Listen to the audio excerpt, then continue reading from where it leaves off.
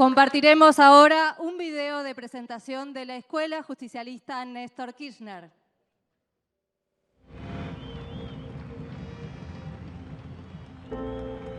Éramos un pequeño país sometido al capitalismo internacional que ahogaba nuestra economía y especulaba con el hambre de los trabajadores argentinos.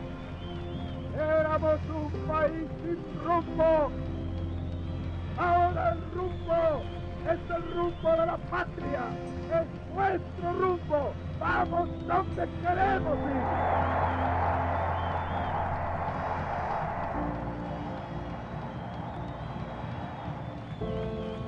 Por mandato popular, por comprensión histórica y por decisión política, sabemos que esta es la oportunidad del cambio, de la transformación profunda.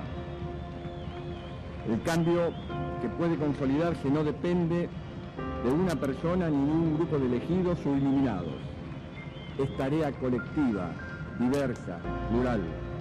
Hace pocas horas atrás decidimos terminar con esa deuda de 50 años y le dijimos que al Fondo Monetario Internacional basta la deuda externa. La Argentina paga, la Argentina se libera, la Argentina construye su destino, la Argentina empieza a construir su independencia.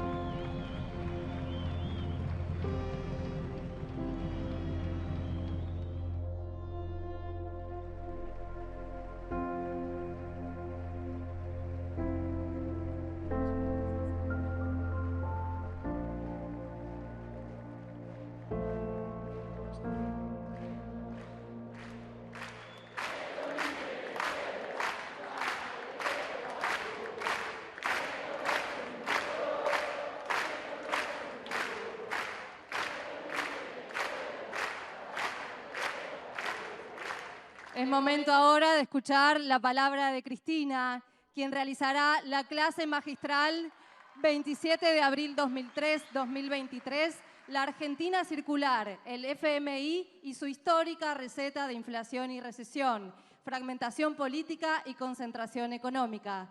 Escuchamos entonces las palabras de la vicepresidenta de la Nación, doctora Cristina Fernández de Kirchner.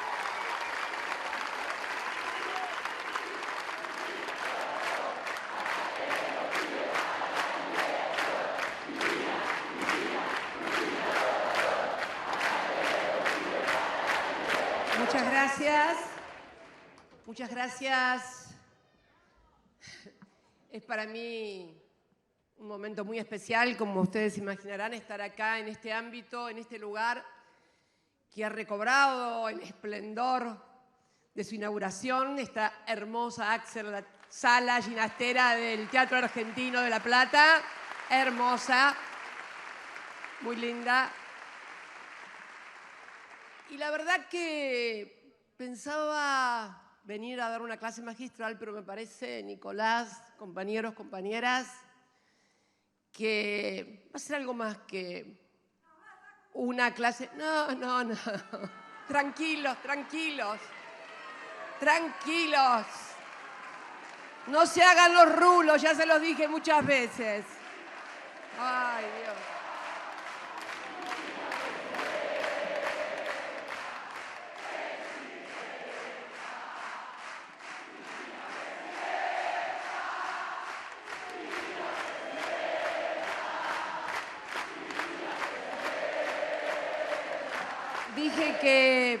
Dije que va a ser una clase magistral, además con un poquito de experiencia de vida, porque hoy, exactamente hoy, hace 20 años, estábamos en Santa Cruz. A esta hora, hacía una hora que había cerrado el acto electoral. Y bueno, empezaron a llegar los primeros testimonios y en una hora y media más estábamos festejando haber ingresado a la posibilidad de la segunda vuelta y, claro, por la situación del momento, a la presidencia de la República Argentina. Estábamos allá con Néstor, pero me interesa rescatar porque en esta Argentina circular es como que el presente aparece otra vez, el pasado aparece otra vez acá en el presente. Hoy estamos con una situación en la que figuras e ideas y hechos del pasado parecen querer venir nuevamente a instalarse en el presente para condicionarlo y además también para condicionar el futuro. Estamos en ese raro momento en que el pasado se torna presente y tal vez frustra el futuro. Por eso es muy importante generar espacios como el de la escuela. El de la escuela justicialista, que no es una escuela de capacitación técnica, es una escuela de capacitación política, de análisis político. ¿Por qué? Porque muchas veces nos encontramos con técnicos o con intelectuales que saben todo, pero tal vez no entiendan nada. Y entonces, hay que volver a lo que fuimos acá. Hay compañeros que fueron militantes conmigo que se ríen en la segunda fila, militantes de Oltre y Tempi, ¿no? Oltre y Tempi, muy lejano, demasiado por los años. Entonces, por eso hablo de experiencia de vida, por eso hablo también de experiencia de vida, ¿no? Y ese día, ahí en Santa Cruz, Néstor irrumpe en el escenario nacional y luego es presidente, hijo de una Argentina que gritaba un año antes de la elección, un año y 4 meses antes de la elección, que se vayan todos, lo que dice el video. ¿Quiénes se tenían que ir y por qué? Y esto es lo que pasa hoy en el presente. Tenemos que, de repente, ese pasado está de vuelta en este presente. Y yo voy a tratar de analizar, de pensar junto a ustedes sin adjetivaciones ni calificaciones, porque uno de los problemas que tenemos hoy en la política, en general, en la República Argentina, nuestro trato personal y cotidiano, no solamente en la política, en cualquier espacio social, es el exceso de adjetivación y calificación. Y cuando se empieza a adjetivar y calificar, ya, bueno, se toman posiciones de una manera o de otra y entonces es prácticamente imposible analizar. Por eso voy a tratar de no adjetivar ni calificar. ¿Quiénes se tenían que ir? Bueno, había un gobierno que había ganado las elecciones. Fue la primera experiencia de gobierno de coalición en la República Argentina. En 1999, una alianza de partidos políticos, se constituye en la primera experiencia de gobierno de coalición en la República Argentina. Y durante ese gobierno se produce el estallido de la convertibilidad. Ayer escuchaba a alguien por la televisión, a quien tengo respeto y cariño, que escribió un libro que dice 115 días para desactivar la bomba. En realidad la bomba nunca se desactivó porque la bomba explotó en la cara de 40 millones de argentinos.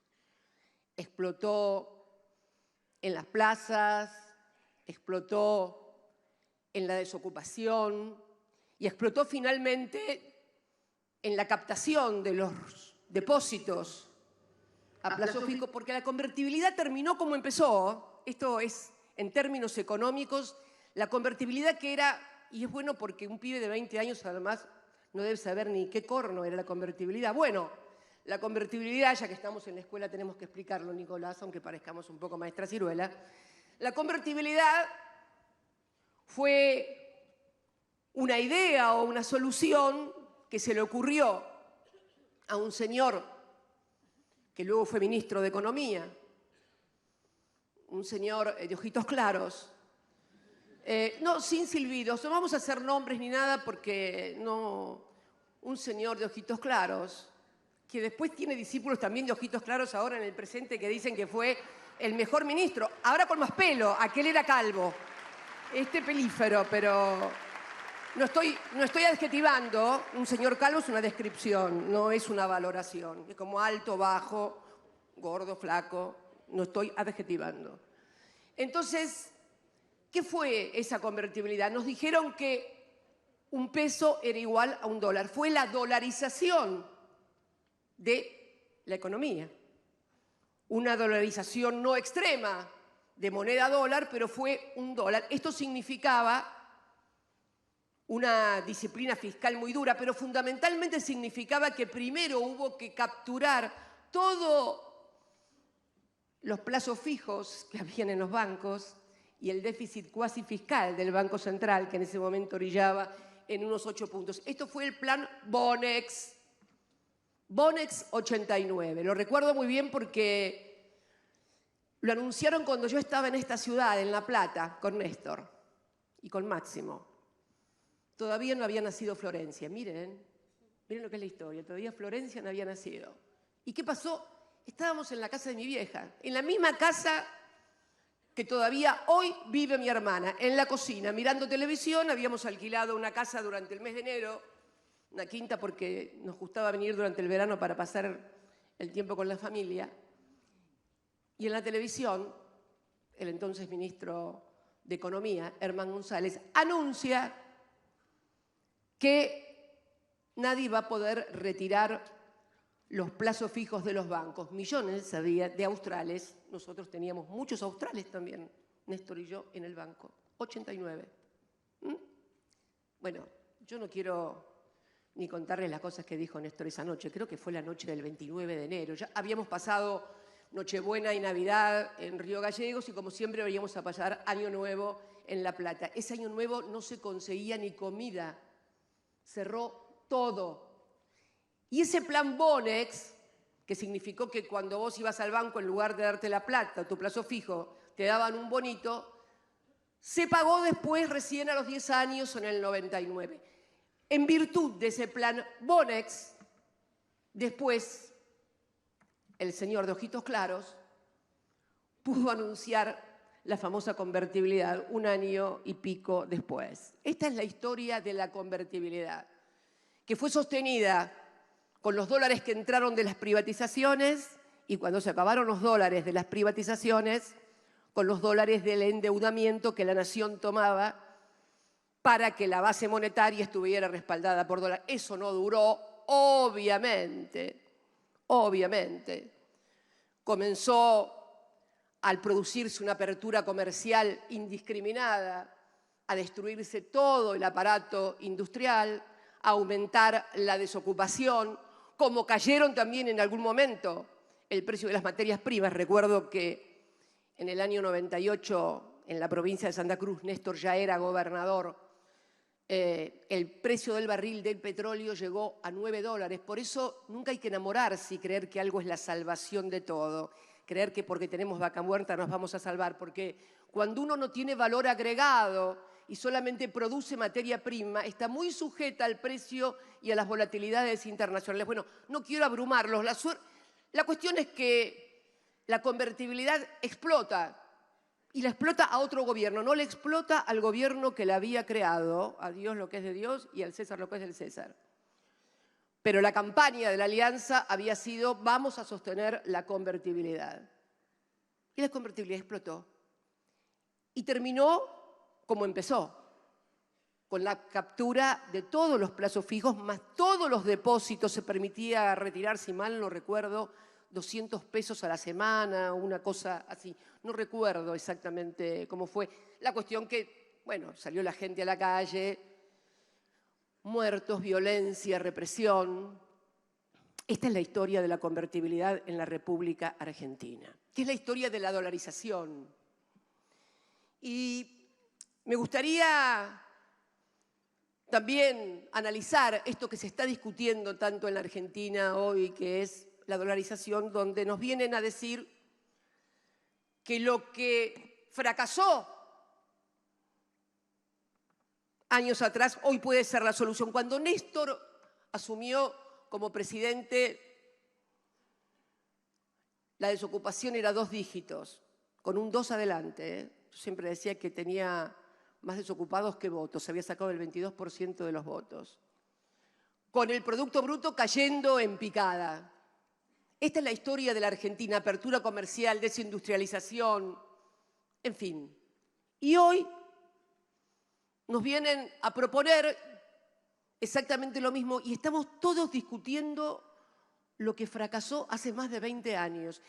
Y los dirigentes, este es el discípulo del señor de Ojitos Claros, y los dirigentes del otro sector político, de lo que hoy es la Alianza, que en alguna vez fue gobierno, también eran los funcionarios que en ese momento la gente decía que se vayan todos. Es notable, ¿eh? Es notable. Es notable porque el jefe de gobierno de la ciudad estaba a cargo del PAMI. Integraba el grupo Sushi, junto a la que era ministra de Trabajo y que habían descontado del 13% a jubilados y trabajadores. No silbemos, no sirve porque nos separa. Estos son datos objetivos, datos absolutamente objetivos. Había descontado el 13% a trabajadores estatales y a jubilados y jubiladas. Un señor que hoy también se está promoviendo como jefe de gobierno de la ciudad, había sido ministro de Economía, que duró 10 días, si mal no recuerdo, y lo echó la Franja Morada, no, ni la Cámpora, que no existía, ni el peronismo, no, la Franja Morada, cuando propuso arancelar las universidades públicas, o sea, eliminar la educación, la gratuidad universitaria en la República Argentina. Sí, estas cosas pasaban. Estas cosas pasaban. Bueno, ahora nos proponen vouchers para la educación. Es como que es una eterna Argentina circular en los personajes, en las propuestas. Por eso es importante espacios como este de discusión, de formación, donde podamos superar los 20 minutos del TikTok, convocar a los jóvenes a superar los 20 minutos del TikTok y a pensar un poquito lo que pasó, porque es imposible avanzar en el presente y en el futuro si no sabemos de dónde venimos. Es imposible.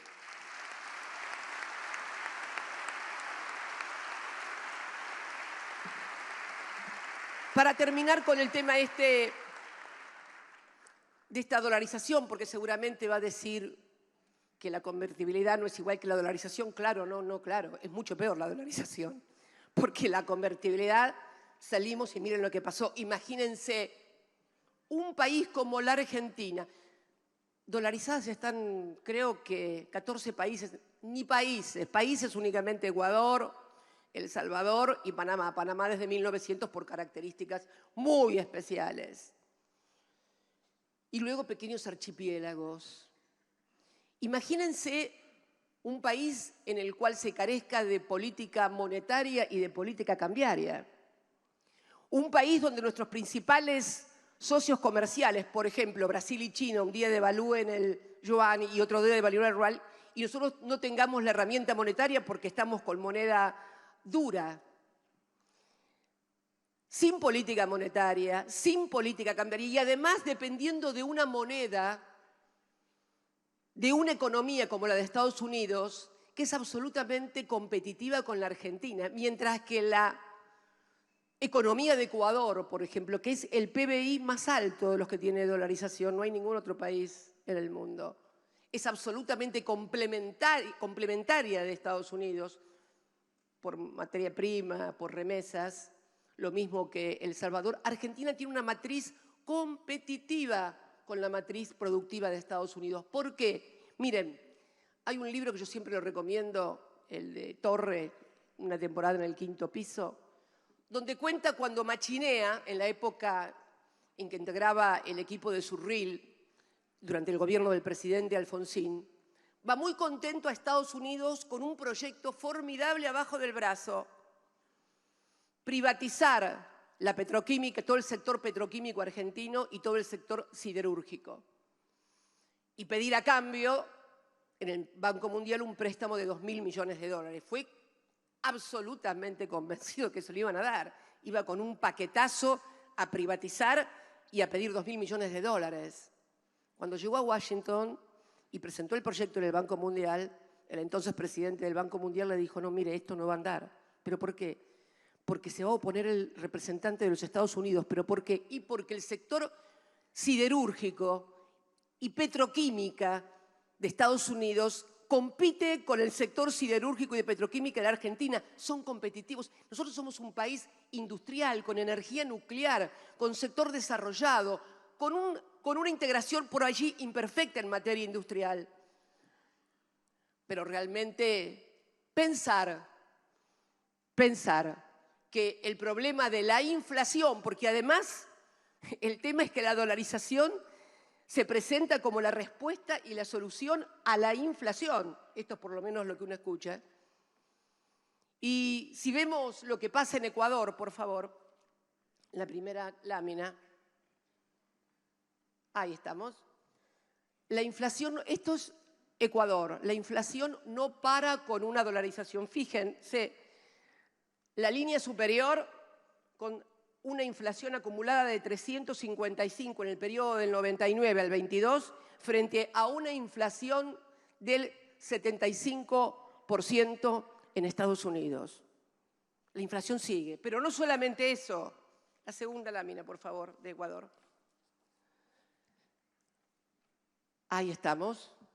Si se puede ver, esta es la evolución de la deuda desde el año 2008 al 2021. Ecuador empieza con una deuda en PBI que representa el 24,62 y hoy está en 62,28. ¿Por qué? Porque como no emite moneda, su moneda es el dólar, cuando se endeuda tiene que hacerlo a través de endeudamiento externo. No hay posibilidad de que tenga política monetaria, como por ejemplo la tuvimos cuando el tema del COVID, donde sin acceso a los mercados de capitales, la Argentina emitió para poder hacer frente a los gastos que significaba vacunas, salud, etcétera, etcétera. Claro que eso, una emisión de 8 o 9 puntos del PBI, provoca un proceso inflacionario, como pasó en todo el mundo.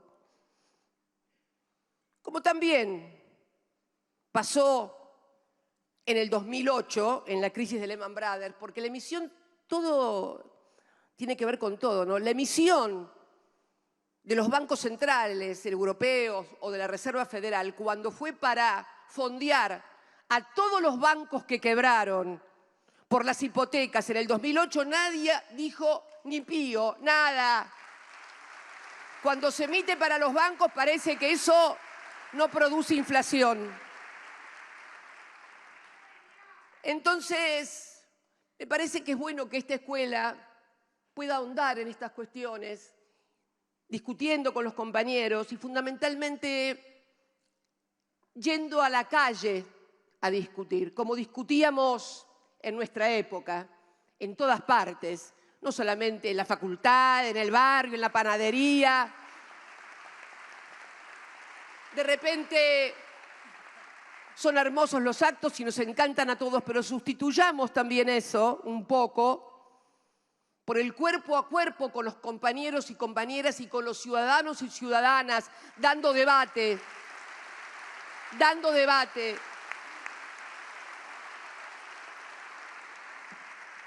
Para finalizar con este tema, porque yo siempre soy muy desconfiada, ¿vieron?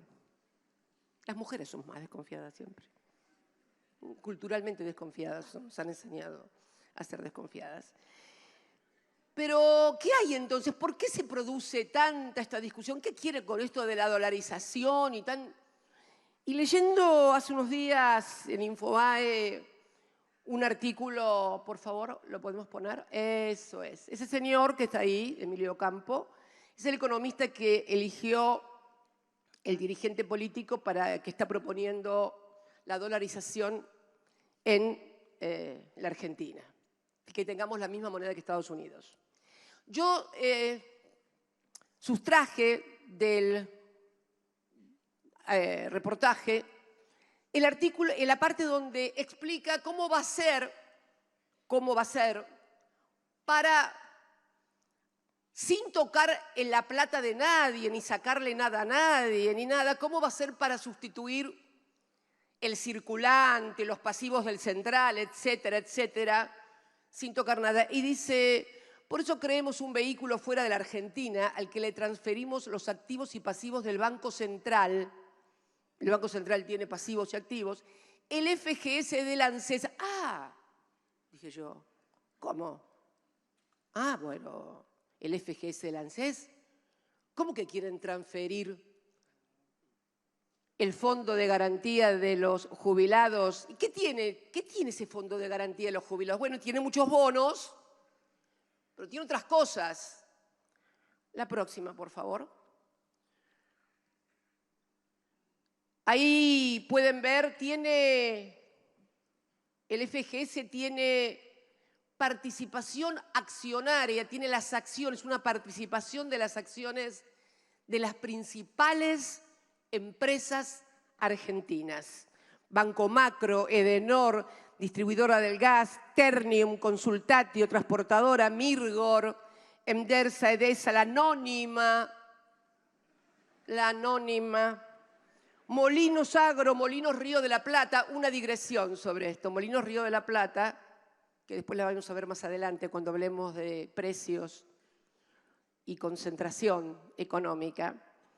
Molinos Río de la Plata modificó el estatuto de la sociedad para que no pueda sentarse un director del FGS. Por supuesto lo judicializamos. Eso fue durante mi segundo gobierno y creo que todavía el Poder Judicial no resolvió eso. Bueno, Transener, Grupo Financiero Galicia, Pampa Energía, Banco Patagonia, Camusi, Telecom, Grupo Clarín, Cablevisión. Sí, ¿por qué? ¿Por qué tiene todo esto? Porque durante la época en que se privatizaron en las AFJP los recursos de los trabajadores, muchos de esos recursos fueron prestados a las principales compañías argentinas. ¿Estaba mal? No, no estaba mal, porque es un mercado de capitales. Está bien tener un mercado de capitales que pueda prestarle, pero ustedes ¿vieron algún titular en algún diario o en TN decir, miren, tomaron la plata de los jubilados y se la prestaron al Banco Macro, a Edenor, a No, de ninguna manera, nunca se supo eso, pero este es el capital. Quieren llevar este capital a un fideicomiso en el exterior ¿para qué? Para recompra barata de las acciones a precio de remate. Esto es, me parece, algunas de las intenciones. Miren, la verdad que en la convertibilidad no solamente estallaron los patrimonios de los que tenían en los bancos, no solamente eso. Estuvieron a punto de fundirse las principales empresas argentinas. Por eso se creó la figura de la especificación asimétrica y al mismo tiempo el crackdown que impedía que las empresas extranjeras, por ejemplo, una empresa Clarín, por ejemplo, vamos a un ejemplo, tenía un socio que era un banco norteamericano. Con la devaluación brutal, el banco norteamericano se quedaba por 2 mangos, o por $2, por así decirlo, no era 2 mangos, $2, se quedaba con todo. Esto pasó en la República Argentina por efecto de la convertibilidad y de cuando ésta se desplomó. Y el Parlamento argentino sacó leyes como la defensa de los bienes culturales, la modificación de la ley de quiebras para que no se fundieran las empresas argentinas. Tan denostado muchas veces esos congresos, ¿no? Pero esta es la realidad de lo que pasó. Entonces, cuando reflotan estas teorías que han sido muy dañinas para el conjunto de la sociedad, la verdad que uno dice, pero ¿es posible que 20 años después estemos discutiendo lo que fracasó y lo que estalló en la Argentina 20 años antes? ¿Qué nos pasa, compatriotas?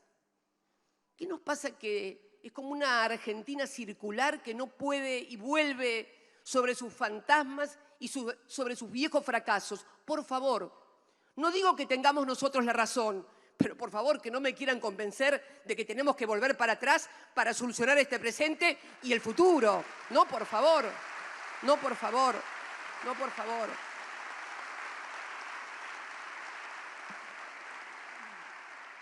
Sin embargo,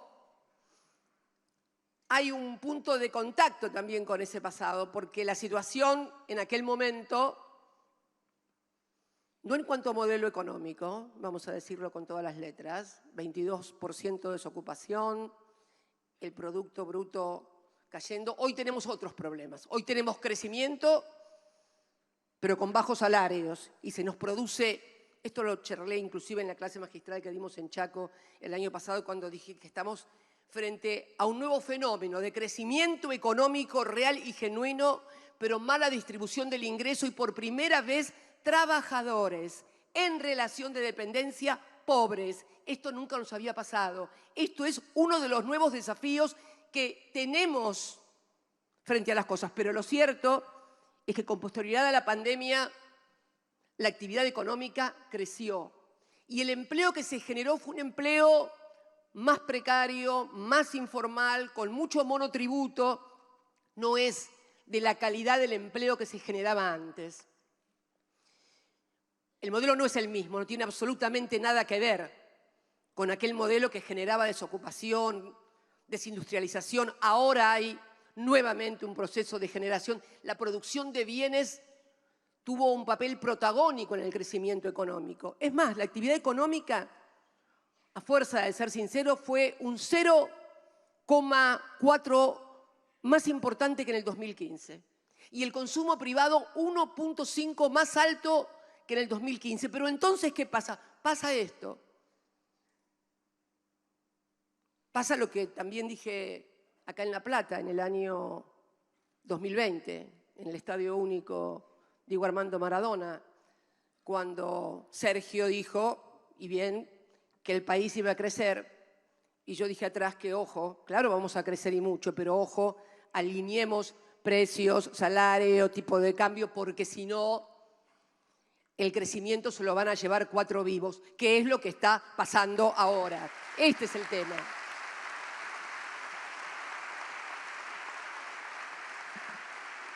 Este es el tema.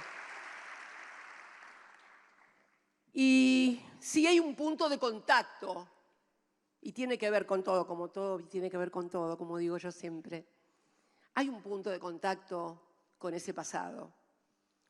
Y es una presencia que nosotros, y cuando hablo de nosotros hablo como proceso y proyecto político, que a partir del año 2005 pudo, pagándole al Fondo Monetario Internacional, iniciar un ciclo virtuoso en el que los trabajadores volvieron a participar en la distribución del ingreso con más del 50%, exactamente 51,8%. Y la verdad,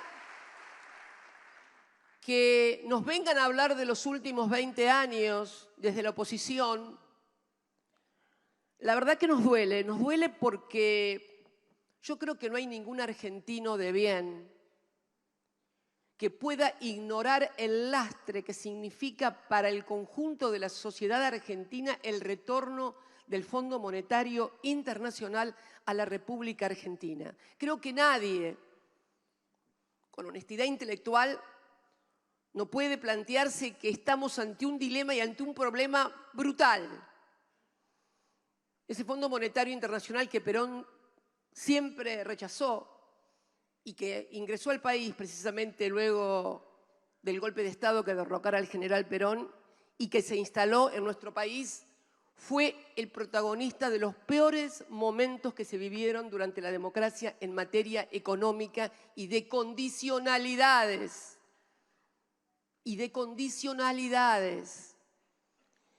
Y digo además que vinculado con el grave problema que tenemos hoy, el gran problema que tiene hoy la sociedad argentina, la política, el Estado, los empresarios, los trabajadores, los intelectuales, los artistas, y que es la inflación, digo y sigo sosteniendo que ese acuerdo que se firmó con el Fondo Monetario Internacional es inflacionario, porque es una política enlatada que se aplica como una receta monotemática a todos los países.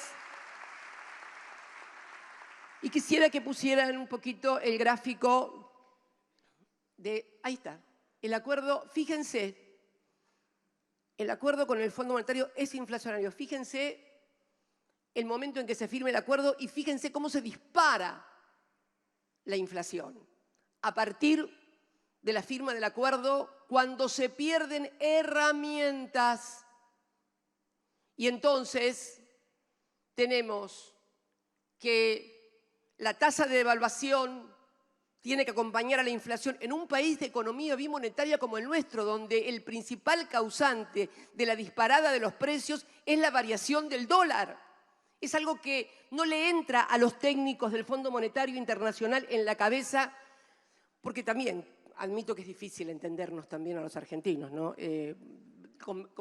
Concedamos un poquito también que somos muy especiales. Ya se los dije en la charla magistral en Chaco, ¿no? Aquel famoso premio Nobel que dijo que hay 4 tipos de economía: desarrollados, subdesarrollados, Japón y Argentina. Esto es así, es así.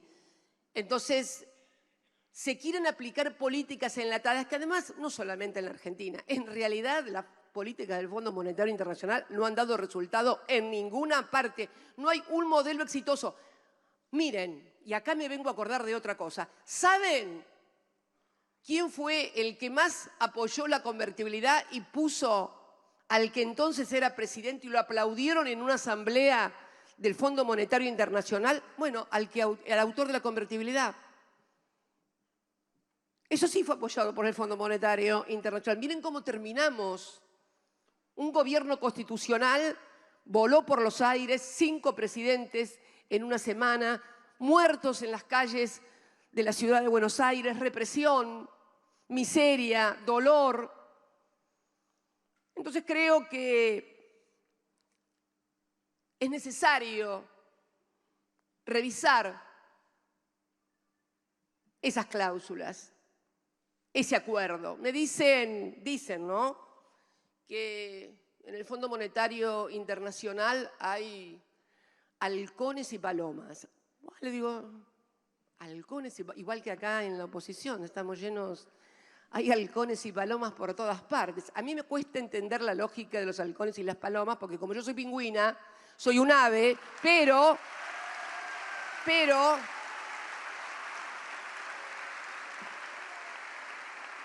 sí, porque vieron que los halcones y las palomas vuelan solos, son solitos, individualistas. Los pingüinos somos todos colectivos, vieron que somos todos juntitos, vamos para acá, para allá, somos muy colectivos. Entonces, me cuesta.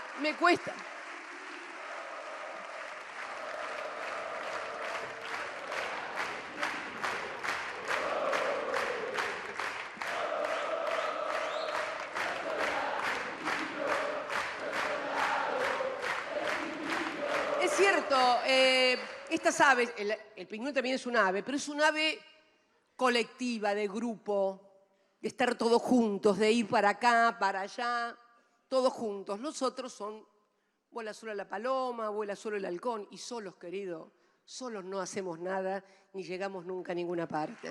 Esto tenemos que aprenderlo también. Digo entonces que parece ser que hay halcones y palomas y entonces de repente creen que algunos halcones dicen no, que tienen que hacer, que cumplir, que... Miren, realmente el gráfico demuestra claramente que no ha sido bueno el resultado. Después vamos a hablar de también los instrumentos que no se podían utilizar hasta que se intervino durante esta semana en el mercado cambiario utilizando reservas, instrumento que también estaba impedido por la firma del acuerdo. Pero deteniéndonos en el tema, el gran caballito de batalla fue el déficit fiscal. El año pasado, la meta del déficit fiscal se sobrecumplió. hubo sobrecumplimiento, o sea, se cumplió más de lo que el fondo exigía y sin embargo la inflación se disparó igual. ¿Por qué? Porque la inflación está en la Argentina atada a la escasez o abundancia de dólares en una economía bimonetaria como la nuestra. Lo expliqué varias veces, pero siempre es bueno volver a hacerlo. La restricción externa, el stop and go siempre, esa cosa de que, bueno, la industria necesitaba dólares, por ahí no eran lo suficientes los que producía el campo, entonces se producía esa tensión, venía una devaluación, stop and go. A esa restricción externa histórica de la Argentina se le sumó, por múltiples causas, una vocación de la sociedad por elegir como moneda de reserva, como moneda de ahorro, el dólar, y en muchos casos también como unidad de pago, sobre todo en grandes sumas o en determinado tipo de operaciones. Esto produce un estrés en la economía, bueno, que lleva, si no hay una correcta administración, a problemas. Pero volviendo con el tema del fondo, es necesario revisar, pero no para no pagar, nadie dice que no haya que pagar, más allá de la discusión de las sobretasas, etcétera, etcétera. Lo que queremos fundamentalmente es que se revisen las condicionalidades y creo que también en el futuro va a haber que discutir que las sumas que se paguen al fondo estén atadas como un porcentaje al superávit comercial, porque nosotros los únicos dólares que producimos son los dólares del superávit comercial. Entonces, cuando nos pasa un problema como el de ahora, como el de la sequía, que fue muy grave, también tuvimos una sequía no tan grave como esta, pero grave en el año 2008, 10 millones de cabezas de ganado perdimos entre el 2008 y el 2010 aproximadamente. Pero está claro que es necesario atar al superávit comercial. ¿Y por qué no es el déficit fiscal? Miren, ustedes se acuerdan que en la charla magistral de Río Negro mostré, a ver por favor si le pueden poner el segundo, eso. ¿Se acuerdan que mostré los países que tenían superávit superávit fiscal? Bueno, ¿se acuerdan que eran 5? Esa charla la di el 10 de marzo. Hoy es 27 de abril, ¿no? Bueno, hace un mes y medio había 5 países, en todos los países que enlista la revista The Economist, solamente 5 países, empezando por Estados Unidos, Rusia, China, los más importantes, solamente 5 países tenían superávit fiscal. En un mes y medio se cayeron 2, game over, quedan 3 nada más. Israel afuera está con déficit fiscal, Chile afuera está con déficit fiscal. ¿Quiénes quedan únicamente con superávit fiscal en el mundo? Bueno, Noruega, autosuficiente en materia energética, Dinamarca, lo mismo, y Arabia Saudita. El resto todos tienen déficit, pero si uno va a la otra imagen y ve también enlistada la inflación, ve que en los otros países, pese a que la inflación ha crecido, no se ha convertido en el problema que se convirtió en la Argentina.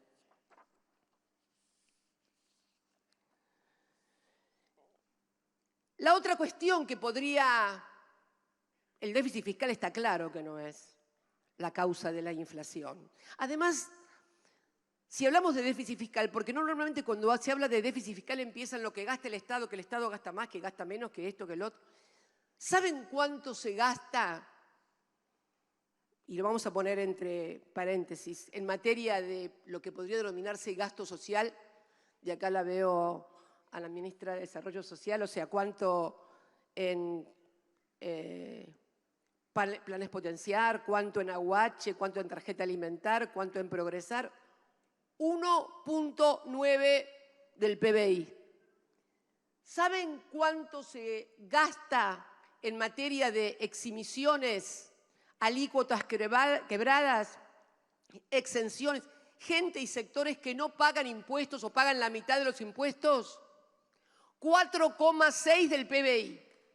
4,6 del PBI. O sea, Yo me acuerdo que el que era presidente de mi bloque, que siempre se quejaba de los cheques que cobran los que tienen un plan o de los cheques que cobran del Estado. Yo me quejo más de los que tienen plata y no pagan los impuestos, más de los que tienen... Esto es mucho más grave, mucho más grave. Fíjense, si nosotros revisáramos el gasto tributario que está en el presupuesto de la Nación, promociones fiscales, exhibiciones de impuestos, alícuotas quebradas, no tendríamos déficit fiscal, no tendríamos déficit fiscal. Hola, ¿qué tal? Hola, ¿qué tal? Pero además, si vamos un poquito y raspamos un poquito más tributariamente, vieron que los empresarios se ponen a la televisión y se quejan de todos los impuestos que tienen que pagar, que ganancias, que la alícuota. La alícuota de ganancias es el 35%, ¿no, doctora? Es de la FIP, por eso le pregunto si no estoy diciendo algo fuera de tono. 35%. ¿Saben cuánto pagan las grandes empresas de la alícuota del 35% sobre el impuesto a las ganancias? Adivinen. 2.45. ¿Pero cómo? Me van a decir ustedes. Un empleado cuarta categoría, que es sujeto por allí por el nivel de ingreso a pagar impuesto a las ganancias, si no tiene deducciones, paga el 35% todos los mes a mes. Si tiene deducciones puede estar en el orden del 16%. 2.45 las mayores empresas del país. Pero ¿y cómo puede ser? Ah, sí, te cuento cómo puede ser. Primero, reconocimiento por ley del ajuste por inflación. O sea, cuando vos vas al supermercado y le pagás al dueño del supermercado, le pagás en efectivo o en la tarjeta, o sea, o cobra los 30 días o cobra en ese momento. Pero él tiene que pagar la ganancia sobre eso que te vende a vos hoy, recién el año que viene. Recién la paga el año que viene, pero la plata la agarró ahora. ¿Qué hace el ajuste por inflación reconocido por ley?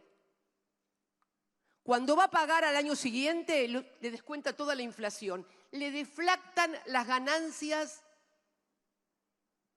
por la inflación. Y le indexan los gastos.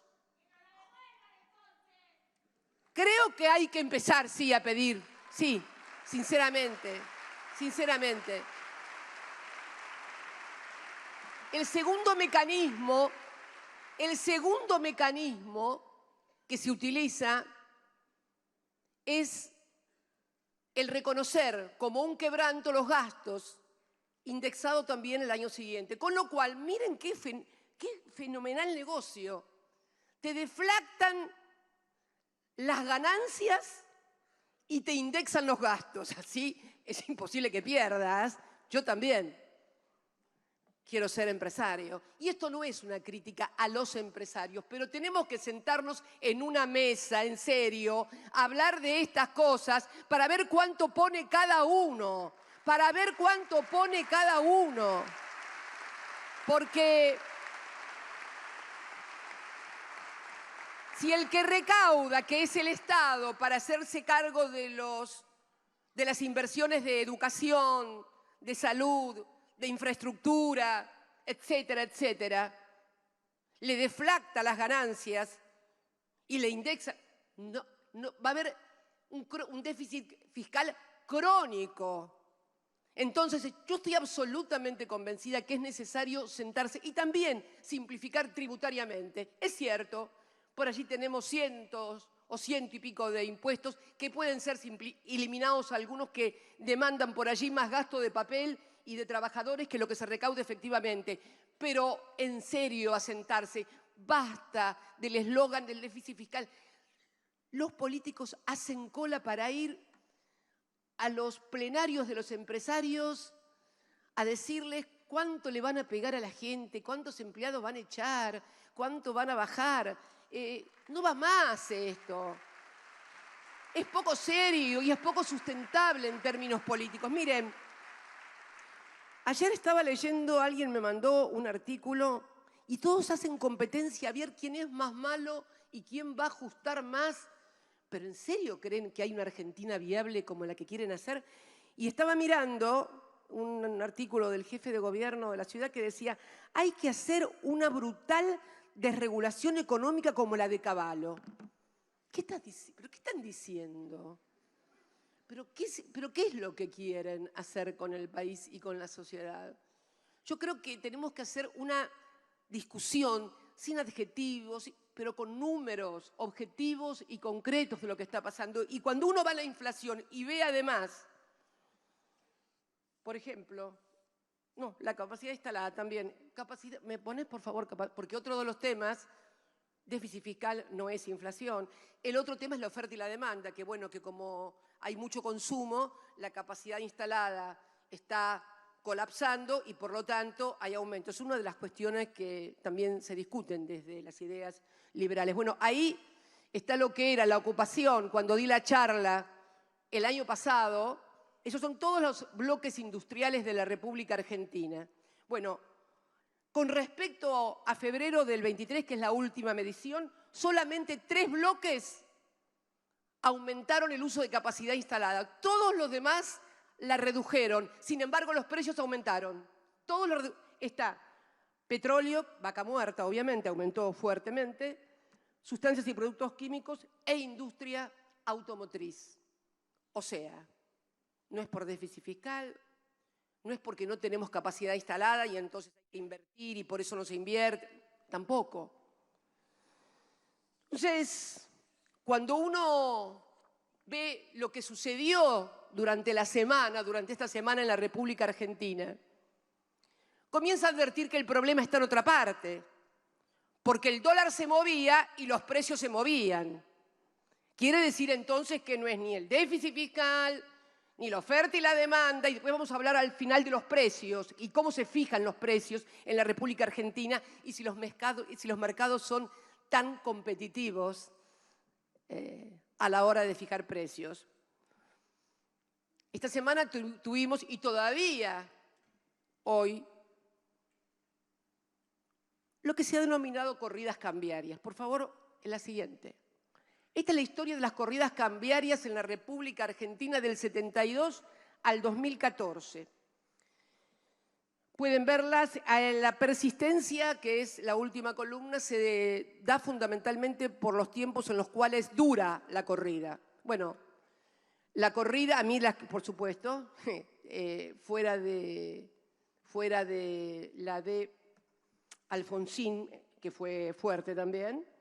Nosotros tuvimos también 6 corridas en el primer mandato y 5 en el segundo. ¿Y por qué? Pero no se enteró nadie. ¿Cómo que tantas corridas cambiarias? 2 cuestiones. ¿Por qué no se enteraron? ¿Por qué no impactaron en los precios con esta locura de que cierro, que no hay, que almacenan? Primero porque el mercado, el Banco Central interviene en la administración del tipo de cambio. Esto no se podía hacer hasta esta semana cuando se tomó la decisión de hacerlo porque el acuerdo con el fondo prohibía que el Banco Central interviniera en el mercado cambiario para evitar una corrida. Está prohibido por el acuerdo con el... Parte de las discusiones que tuvo el anterior ministro no fueron conmigo, ni por mí, fueron precisamente por esta situación del Banco Central que no intervenía no solamente acá, sino en otras situaciones, como por ejemplo, sentarse sobre las reservas, porque la otra cuestión es no solamente intervenir en el mercado cambiario, sino poder hacerlo porque el Banco Central tiene reservas. Miren que me golpearon, corrieron y no teníamos tampoco acceso a los mercados internacionales, pero con las reservas sentadas sobre las reservas, sí, sentadas sobre las reservas, con la administración del tipo de cambio, con la regulación, pudimos sofocar corrida cambiaria. No, no se trata de una persona. Es necesario volver a construir programas de gobierno. Es necesario que nada vuelva a depender de una persona. Miren,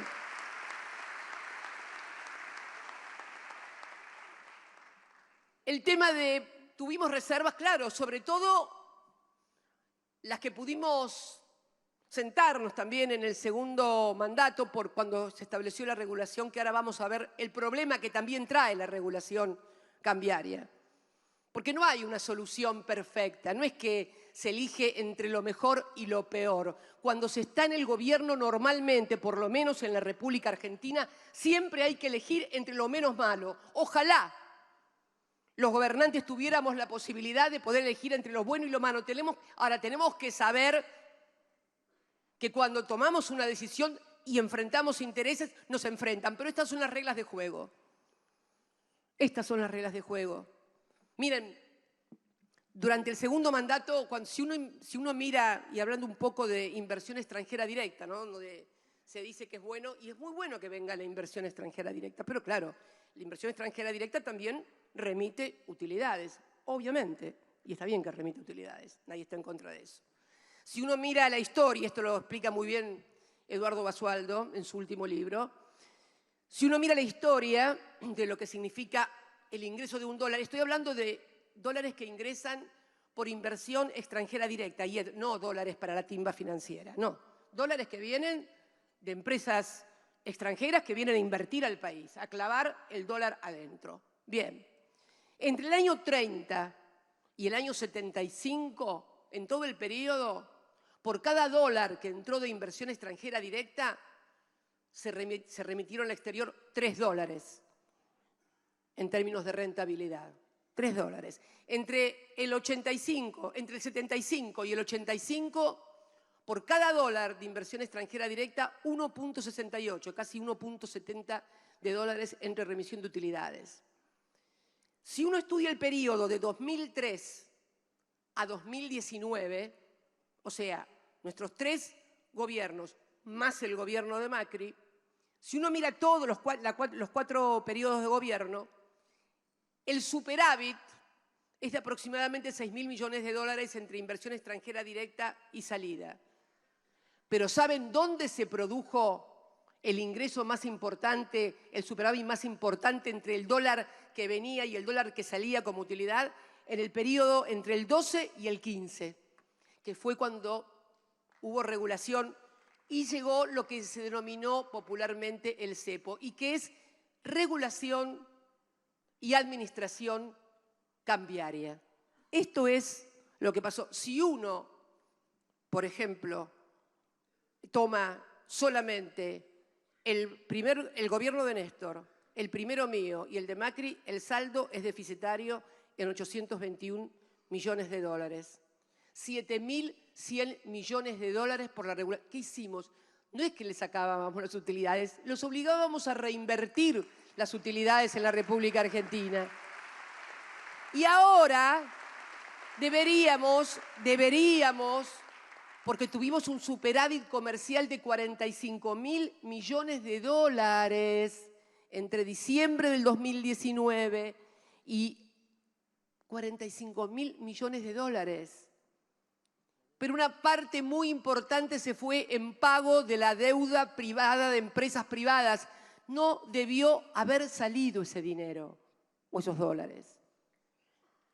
El argumento, que va a decir, pero no se puede hacer que las empresas privadas tengan default. ¿Ustedes creen, sinceramente, que una empresa argentina que obtiene un crédito en dólares en el exterior, se lo dan en el exterior porque o es un préstamo de las propias empresas o es un préstamo que está apalancado por fondos en el exterior? ¿Quién va a prestar miles de millones de dólares si no están apalancados en el exterior con una garantía? Lo que pasa que después pagan con los dólares que deberían estar dedicados a la industria para sostener la actividad económica para pagar deuda. Claro que se podría haber evitado. Seguramente se habrían enojado algunos.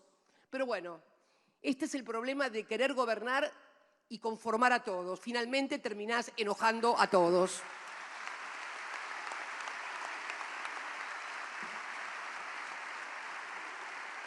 Yo quiero... Y estoy hablando de la regulación cambiaria no como una virtud, que quede claro. No hablo de la regulación y la administración cambiaria como una virtud y como la solución o la panacea, o miren que descubrió la pólvora o el agujero al mate. No, no hemos descubierto el agujero al mate. Simplemente, miren ese ya lo presenté en Chaco. No, el anterior, por favor, el de las brechas cambiarias. Ese.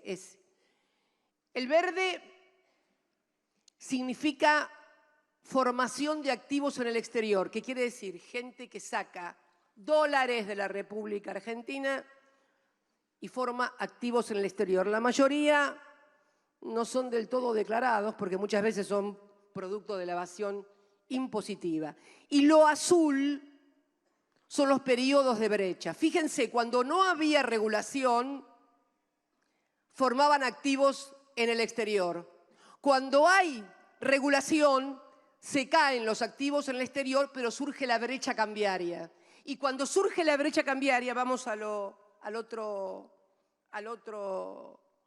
Ahí tenemos que se producen, cuando la brecha es demasiado grande, nosotros terminamos con una brecha, ahí está muy claro, con una brecha del 38% aproximadamente en los financieros y en el blue, que no es tan importante, el 50%, totalmente administrado. Pero no es lo mejor. ¿Por qué? Porque se produce, a partir de eso, o directamente se incentiva y se profundiza, porque en realidad siempre tuvimos el problema de la sobrefacturación de las importaciones y de la subfacturación de las exportaciones. Cuando la brecha crece, este problema de sobrefacturación y subfacturación se exacerba. Y el otro problema que tuvimos también es que durante nuestra gestión, sobre todo sobre el segundo mandato, en el cual los trabajadores y trabajadoras de la República Argentina tenían el salario más alto en dólares en la República Argentina, también elegían dolarizarse. No es una crítica, es una descripción de los problemas. Y también esto traía demanda, por eso el famoso cepo, que fue de $2.500 por mes, es casi Disneylandia, pero las cosas que me dijeron por esos $2.500 por mes que se podían comprar, luego están en 200. Entonces, el problema está que cuando no hay regulación de desregulación, tenemos una formación de activos en el exterior muy importante. Y cuando hay regulación, tenemos la brecha y todo lo que ella genera. ¿Y todo por qué? Por la dolarización de hecho que hay en la Argentina. Y entonces, cuando yo sostengo que es necesario sentarse todas las fuerzas políticas, no a ver si va a haber flexibilización laboral, porque seguramente unos van a pensar de una manera, van a pensar de la otra, o la educación pública, si la querés gratuita o no gratuita. No. Estoy hablando de esto. No quiero ponerme de acuerdo en todo lo demás, pero tenemos que tener un acuerdo en esto para que el país funcione normalmente y no sea un parto cada elección y no sea un drama cada movimiento cambiario en la República Argentina. Sobre todo, agravado todo esto, porque nosotros estuvimos 12 años y medio administrando el país, pero no estaba el fondo. No estaba el Fondo Monetario Internacional, teníamos libertad en las herramientas para poder gobernar. Y además de eso, veníamos bajando el endeudamiento. El problema se produce a partir del año 2016. En el año 2016 y 2017, Argentina fue el país que más se endeudó con los fondos de inversión privados internacionales. El país que más se endeudó. Y cuando llegaron hasta acá, como no tenían plata para devolver, esta es la historia, volvimos otra vez al fondo. Fue criminal lo que pasó. Fue criminal realmente lo que pasó. Pero pasó. Y acá estamos y tenemos que abordar esta cuestión. Pero entonces, creo que también debemos abordar una estructura en la República Argentina en materia de conformación de precios que dista mucho de lo que dicen las teorías liberales. A mí me encanta verlos por la televisión cuando dicen no, porque la competencia, los mercados son, hay que dejar a los mercados porque los mercados son transparentes, ellos deciden cómo está bien, cómo está... A ver. ¿Qué dice la teoría liberal? ¿Cómo son los mercados competitivos? Son mercados muy atomizados, o sea, mucha oferta, muy diversa. Uno puede elegir Juan, Pedro, Andrés, me elijo esto, me elijo otro. Muy diversificados, bien. Segunda condición, productos homogéneos. O sea, la leche pirulo es igual que la leche fangulo, pero me gusta más esta y compro la otra. Además, todos los factores tienen una información perfecta y hay libre entrada de todo circula libremente. Bueno, hola, ¿qué tal? Esto no estaría sucediendo en la República Argentina. Vamos a la segunda. Miren, ahí tenemos las principales 20 empresas.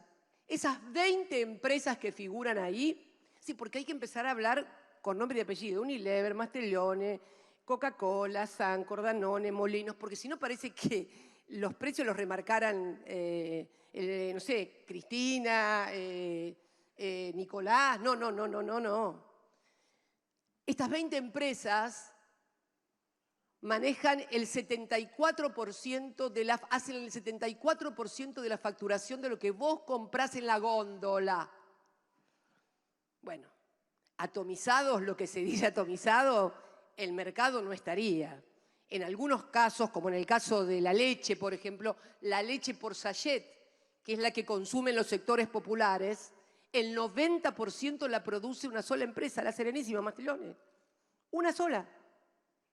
Los fideos, poné los fideos que llegaron todos, la empresa Molinos, después de haberle comprado la unidad a Mondelez, maneja el 50% del mercado de fideos en la República Argentina. Entre Arcor y Mondelez, el 60% en galletitas. Bimbo, que es de los mexicanos, el 80% del pan. Coca-Cola, bueno, ya sabemos. La cerveza, lo mismo. Y en otros insumos difundidos como el polietileno, Dow Chemical, 100%. Aceros planos, 100% Techín. Y así podríamos seguir enumerando el grado de concentración. Concentración de la economía. Y frente a estos sectores concentrados, es un fenómeno global. Es un fenómeno global la concentración. Esto no es crítica, es descripción. Frente a poderes económicos cada vez más concentrados, una política, o sea, un Estado cada vez más fragmentado, más dividido y más enfrentado. ¿A quién le van a hacer creer los políticos hoy, cualquiera sea el origen, la idea, que van a poder controlar lo que hace el poder económico concentrado y que van a solucionar los problemas de los argentinos en este estado de cosas? Que no me jodan más con esas fantasías. Que no me jodan más. Acá la única, y quiero... Miren, no, presidenta, no, miren. Acá no es casualidad que la única dirigente política que fue condenada, proscripta, inhabilitada e intentada asesinar es una sola. Y no quiero ser autorreferencial.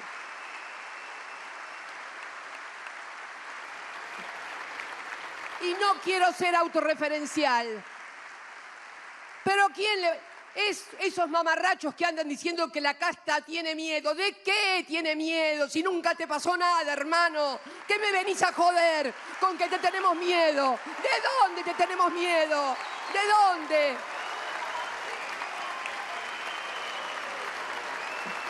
Pero caraduras.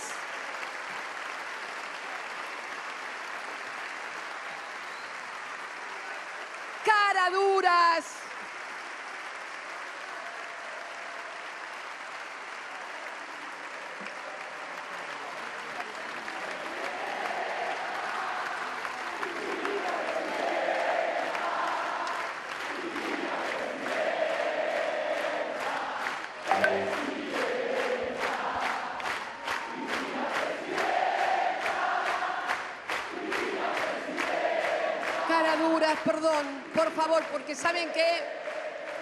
Es increíble. Perseguida, mis hijos me quisieron matar. No quieren investigar a los que me quisieron matar y que tienen evidentes compromisos con sectores empresarios de la República Argentina. Miedo. Miedo tengo, ¿saben por qué? Porque mis nietos puedan crecer en un país tan injusto, tan inequitativo. A eso sí le tengo miedo. Yo ya viví. Ya di lo que tenía que dar. Yo ya viví. Temo por los jóvenes. Temo por los pibes. Porque hay demasiada cobardía, hay demasiada hipocresía. Y esto es lo que está pasando en la República Argentina. Y quiero finalmente decir que es necesario que vuelva a haber en la República Argentina un programa. Tenemos que hacer un programa de gobierno en donde discutamos estas cosas de las cuales estuvimos hablando hoy. No hay que pelearse, y tampoco un programa donde hagamos fe anticapitalista ni nada por el estilo. Miren, vuelvo a repetir lo que ya he dicho en muchas oportunidades. Hoy el capitalismo ya no es una ideología, es simplemente el modo de producción de bienes y servicios más eficiente. Miren, se vienen momentos en el mundo donde vamos a tener que estar preparados para grandes cambios. La gran discusión no va a ser si el capitalismo sí o el capitalismo no, sino quién conduce los procesos de producción para no dañar tanto el medio ambiente, para que haya mayor igualdad. Si los dejamos a los mercados o el Estado, la política, vuelve a tomar la dirección. Esto es lo que decía Perón. Miren,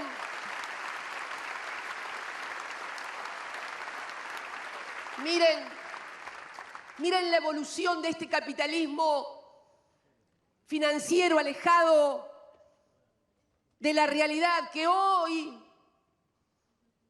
¿Quién es el hombre más rico del mundo hoy? ¿Lo saben? Bueno, cuando el capitalismo significaba que el dinero para reproducirse debía pasar por el circuito de producción de bienes y servicios, y no solamente en lo financiero, el hombre más rico podría ser Henry Ford, porque vendía autos y era innovador tecnológicamente. Más tarde fue el dueño del petróleo, Paul Getty, porque era la energía. Después fue Bill Gates, porque fue la innovación tecnológica, la tecnología. Hasta hace poco era Elon Musk, que es también tecnología y en fin todo eso. ¿Saben quién es hoy el hombre más rico del mundo? Un francés, Bernard Arnault, que es, ¿saben qué? El dueño de las marcas de lujo que le vende a los ricos del mundo.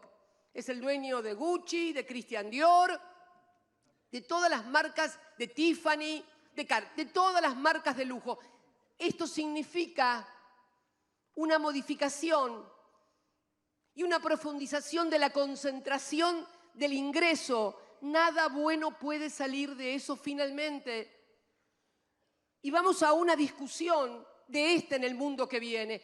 Viene un mundo diferente. Miren, cuando uno ve que los saudíes se dan la mano con los iraníes y en el medio hay un chino, empiecen a abrir los ojos. Algo está pasando. Algo está pasando. Algo está pasando que no estamos viendo. Y por favor, porque ya mañana Clarín de Cristina, los iraníes con China, se descubrió el complot era con China, Irán y los saudíes. No, por favor, me arman una nueva causa seguro en cualquier momento. No, es el mundo nuevo. El mundo cambió con el crack del 30, cuando se cayó el patrón oro y fue sustituido por el patrón dólar. Ayer el ministro estaba firmando con China el intercambio, nuestro principal socio comercial, China y Brasil. Ayer el ministro estaba firmando un muy buen acuerdo con China para que todo lo que que importamos de China lo paguemos con yuanes y podamos utilizar el swap que tenemos, que fue ya concedido cuando yo era presidenta a partir de que firmamos el acuerdo estratégico con Xi Jinping en el año 2015. Entonces creo que es necesario que abramos los ojos, como decía Nicolás. Van a pasar y están pasando cosas nuevas. Tenemos problemas nuevos. No podemos tener la cabeza tan vieja de seguir discutiendo estupideces. No podemos tener la cabeza tan vieja. Las nuevas generaciones se merecen que tengamos la cabeza abierta y que los ayudemos a que utilicen esto como nosotros utilizábamos el diccionario, como utilizábamos los libros, porque es cierto que hay una modificación. Es cierto, no hay que negarla, hay que usarla, hay que usar las cosas y los instrumentos de la tecnología para poder ayudar a una sociedad a construir un futuro mejor. Por eso, ay, que me pongo...